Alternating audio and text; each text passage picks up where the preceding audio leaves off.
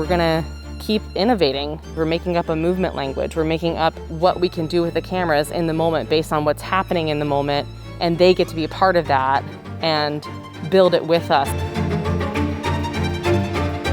When I found out that classes were going to be in person, I was so excited. It's really nice to get to actually exercise and do my craft in person. When I learned about all the precautions and the safety measures taken, I felt really safe and excited.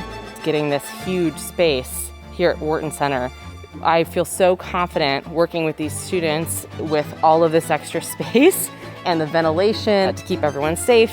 If there's any sort of intimacy in the scene, we can't do that. So it's been kind of interesting to figure out ways to sort of still keep the truth of the scene without any physical contact. Because I had scheduled a stage combat class, I started immediately researching what would be some best practices and protocols with a bunch of my colleagues. We have this 6-foot distance rule, and quarterstaffs are 6'5". Stage combat, especially with Julius Caesars, you already have space between you and another person. We're also going to have people wearing cameras, cameras just on a person so you see them reacting. And the way they set up the camera angles in the shots, kind of like that forced trickery where it makes it look like people are next to each other. We have guest directors who are at the tops of their fields, Broadway caliber, being projected onto a wall in a room and talking to us in real time. A skill in itself was learning how to dance over Zoom.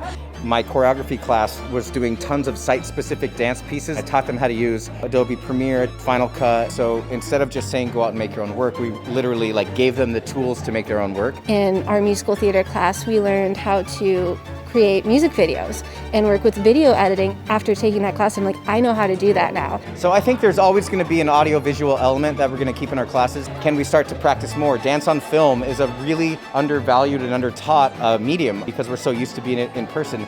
So that's definitely going to grow in our curriculum. And I think that's a great opportunity for them as they go into the world and are devisers or starting their own theater company or thinking about how they can be entrepreneurs and make their own work.